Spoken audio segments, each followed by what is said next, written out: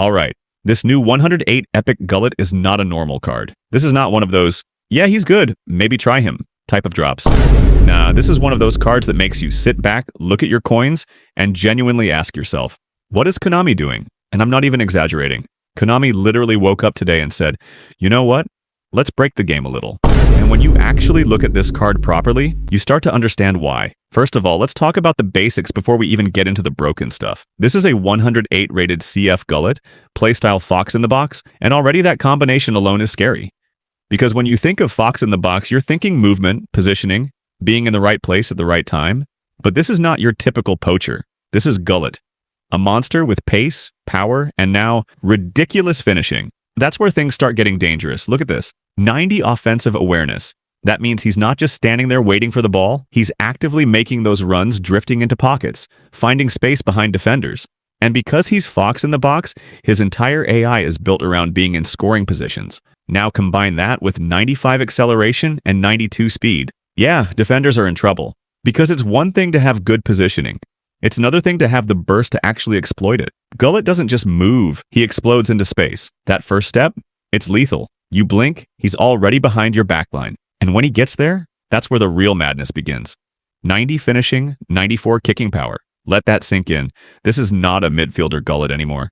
This is a pure striker version that can actually end chances consistently. You're not dealing with those almost goals or hit the post moments. When he gets a clear look, it's going in. But here's where Konami completely lost it. They gave him phenomenal finishing. And if you've used any player with that skill, you already know what it does. It turns normal shots into something else. It improves the consistency, the accuracy, the way the ball leaves his foot. It just feels different. You can take shots from awkward angles, under pressure, off balance, and somehow it still finds the net. So now imagine that on a 190-centimeter striker with 94 kicking power. It's not fair. Goalkeepers are not saving that consistently. They can't. The ball is coming too fast, too clean, too precise. And just when you think, okay, at least I can pressure him before he shoots, Konami adds magnetic feet. This is where things go from broken to actually unfair, because magnetic feet basically makes the ball stick to him in tight situations. Those messy touches, gone. Loose control under pressure, gone. Defenders trying to poke the ball away, good luck. With 90 ball control, 88 dribbling, 86 tight possession, and then you add magnetic feet on top of that. He becomes ridiculously secure on the ball. You can play in crowded areas, receive passes in tight spaces, turn defenders, and he just keeps the ball glued to his feet. So now think about the full picture. A striker who can make intelligent runs, burst into space, hold off defenders, control the ball perfectly under pressure, and then finish like a sniper. What exactly are you supposed to do against that? And we're not even done yet. Let's talk about his physical presence.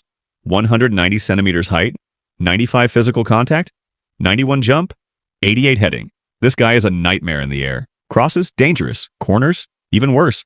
Long balls, he's winning them. He's not just a ground striker, he's a full aerial threat. You can literally switch your playstyle mid-game. If passing through the middle isn't working, just start whipping crosses in. He will get on the end of them. And because he has that physicality, defenders can't just bully him off the ball. Even strong center backs are going to struggle. You try to push him, he holds you off. You try to intercept, he shields. You try to outjump him, good luck. Now add 88 balance into the mix.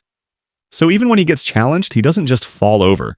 He stays up, keeps control, and continues the play. This is what makes him so annoying to defend against. He doesn't have a clear weakness in attacking situations. Usually strikers have something you can exploit.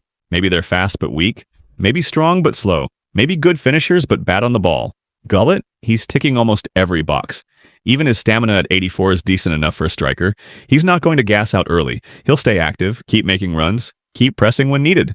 And defensively, yeah, he's not a defender, but 76 defensive awareness and 72 aggression means he can still apply some pressure from the front. He's not completely passive.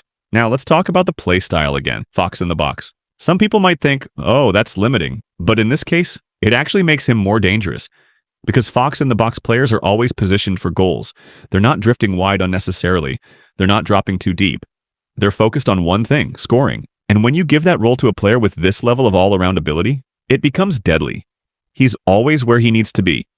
And when the ball comes, he has everything required to convert. That's why this card feels unfair. Because it's not just one thing. It's not just finishing. It's not just physicality. It's not just pace.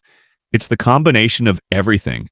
enhanced by two of the most broken skills in the game right now. Phenomenal finishing plus magnetic feet. That combo alone should not be on a player like this. And let's be honest, Konami knew exactly what they were doing when they dropped this today. This is not a casual release. This is a drain your coins type of drop.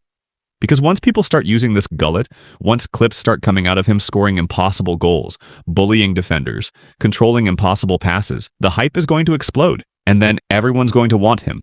That's how these cards work. So the real question becomes, is he worth it?